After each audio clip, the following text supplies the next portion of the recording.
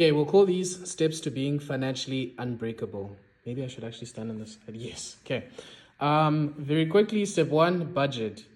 If you don't tell your money where to go, you end up asking where it went. Okay, this is very basic. I don't know if I need to do a deep dive into this. Okay, but one, budget. Step two, we need to then pay off consumer debt.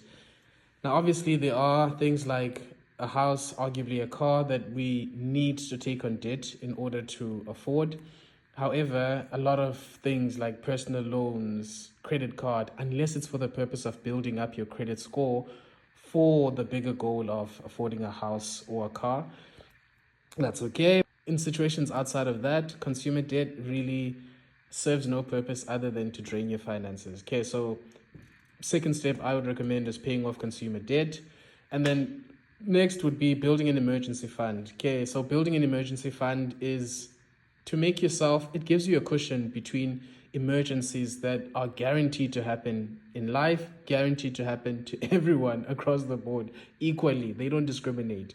So an emergency fund acts as a buffer for times of emergencies so that you don't need to take on debt in order to deal with an emergency, and it just turns a catastrophe sometimes into an inconvenience. So much could be said on risk cover. This is a topic for another day, but just having adequate risk cover, so not being overinsured but also not being underinsured, being adequately insured for your situation. Once these have been taken care of, then the fun bit begins, which is investing. And first and foremost, before we get to the stock market, very, very important to emphasize investing in a tax-free savings account. Very few gifts that the government gives to us, and this is one of them. A tax-free savings account is an account that you open, and the growth within that account is tax-free.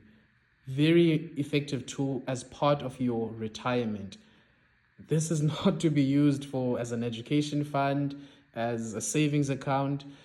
That's the worst way that you can use the tax-free savings account. The ideal way, especially if you're in between your 20s to 40s, even 50s, is to use it as part of your retirement plan or your retirement pillars. For some people, a retirement annuity makes sense. For others, it doesn't. For example, a retirement annuity makes no sense for me.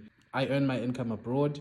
The biggest benefit of a retirement annuity is that it lowers your taxable income and defers tax to your retirement years. So once these have been taken care of, we can then jump into the stock market. Here you've got two options. You can either DIY your investments or